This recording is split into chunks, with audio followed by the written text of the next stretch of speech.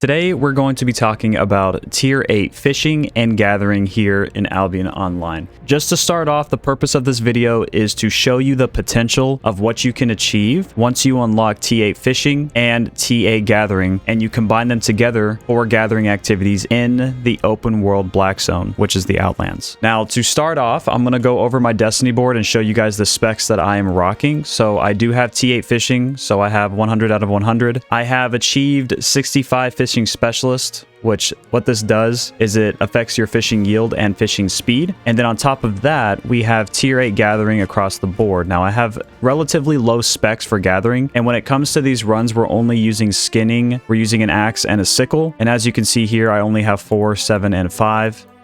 And then if we go up to these specs, we have 6, 8, and 9. So relatively low specs. So this is going to be the lower end of high level gathering, just because once you have these leveled up more, you're going to have more gathering yield and gathering speed, which in turn will create tons of more profit. Now the goal with this strategy is to go out and to fish T7 or tier 8 swamp zones. And if you don't know what a swamp zone is, I can show you on the map here. It's going to be any zone that, if we were to find one like one of these, if it's any zone that has wood, skinning, and fiber. So these are going to be the swamp zones, and these are the places that have the best fish to catch, which is going to be the T7 deadwater eel. This thing is worth, at the time of this video, 110k a piece. I did go out into the Outlands and fish, and in this video, I'm going to show you the profits that I got for it, as well as the gathering. So the strategy for what you're going to be doing is you're going to go out to these swamp zones. Once you get to the swamp zones, you're going to fish, as well as gather any T7, T8 you see. Mostly, you're just going to be gathering tier 8, unless you can find some T7 enchant. You're going to gather that across the board, and you're also going to avoid any and every player that you see. If you see a red name, you're going to mount up and run to another part of the map. You are never going to stay in the same spot if you see someone, because the whole point is to play like an absolute rabbit when you're fishing like this. And the goal is to fish,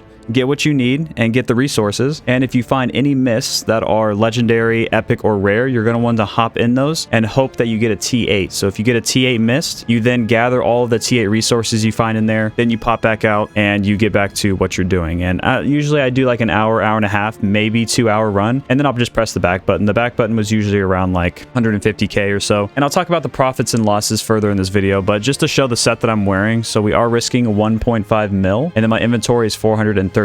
Now again, this is not, 2 mil in a set is not easily achievable by a new player. And again, I want to stress that this is going to be a T8 gathering run. So I have a little bit more silver, I have a little bit more funds to spare, I have been working on my personal economy, I have been working on getting over gear fear. If you don't know about that, check out some of my other videos. But overall, we've gotten our funds up, we've been working hard on this account, and this is the type of in-game content you can do to make a ton of silver in this game. And I think this is a really good way to show you the type of goals that you can try to achieve in this game, because in a sandbox MMORPG such as Albion Online, you make your own goals of what you want to work on. And I think tier 8 gathering and tier 8 fishing is a very realistic goal to achieve in a low period of time if you work hard on it, and you can make a ton of money doing this. So I'm going to go over to my bank tab and show you guys the profit that we were making.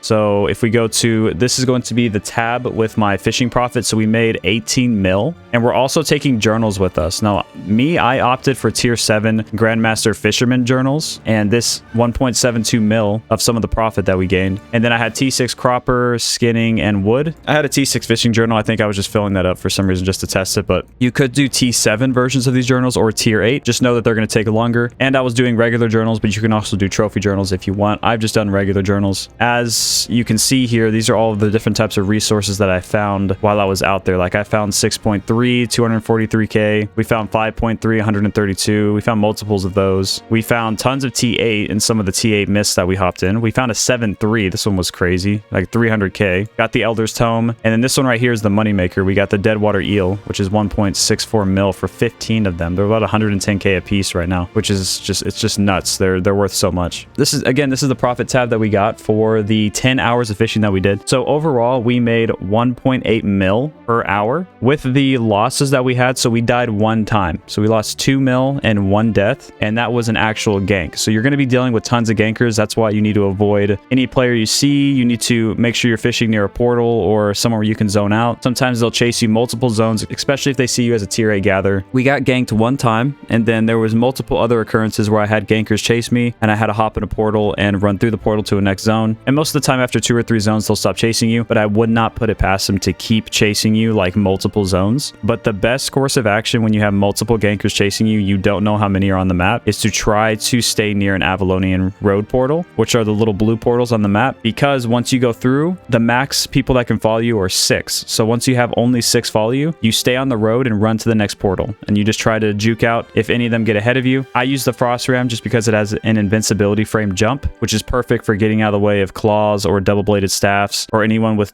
any kind of catch that tries to slow you and lock you in place. If I use the iframe at the right time, it can get me out of multiple situations. But gankers is something you're 100% going to be dealing with. This is a high-risk type of fishing. This isn't the same as the Avalonian fishing videos I did where you fish in the roads. Fishing in the roads is a lot more safe than fishing in the Outlands, and I need to stress this to you a lot because it's going to be very dangerous out there. You're going to be constantly moving. You're going to be constantly have eyes on you if someone sees you, and there are a lot of people out there that like to hunt fishermen. As well as if this video picks up any type of traction and more people start fishing, other people that see this are going to want to go gank those fishermen. So you need to be very aware when finding your zones and the times that you play. If it's a highly active time or if there's not as many people playing, that there is going to be gankers out there. So again, I just want to stress that as much as I can. With those losses and pressing the journey back button, we made 1.55 mil per hour at the time. So we're only making between 1 to 2 mil per hour, and with losses, it obviously brings it down. And this is the lower end of the gathering. I recently just got all of my gathering tools to T8. I'm on the lower end of the T8 gathering, and when it comes to fishing, I'm not even maxed out on specialists yet. I have some people who have maxed out fishing, and their specs are a lot higher with the T8. A lot of them, with using this method, can make up to 3 mil per hour, like easily. And with my runs too, I only got 15 deadwater eels. I don't know what was happening, but I was barely getting any eels. Most of the time, you get like between 4 to 8 eels per hour. Most of the time, if you're fishing at a T7 or T8, eels are usually more common, but when I was fishing, I was barely catching any. So that can equate to why my numbers might be a lot lower. Usually they have a little bit better drop rate, but that's just, you know, that's something that's going to happen all the time. But overall, this is all the information you need. But that's going to be it for the video, guys. I hope you enjoyed, and I hope you learned some things, and I hope it opened your eyes to what you can do in some of the end game content here in Albion Online. Very profitable and a great way to make silver. If you don't know the fastest way to level up your fishing, I do have some other videos on the YouTube channel covering how to get your fishing up to T7. That's all you really need to start this method. You need T7 fishing, and then T7, T8 tools are ideal. Again, the higher your tier and the higher your spec, the more the yield of this method will work for you. If you guys enjoyed the video, make sure to leave a like, comment, and subscribe,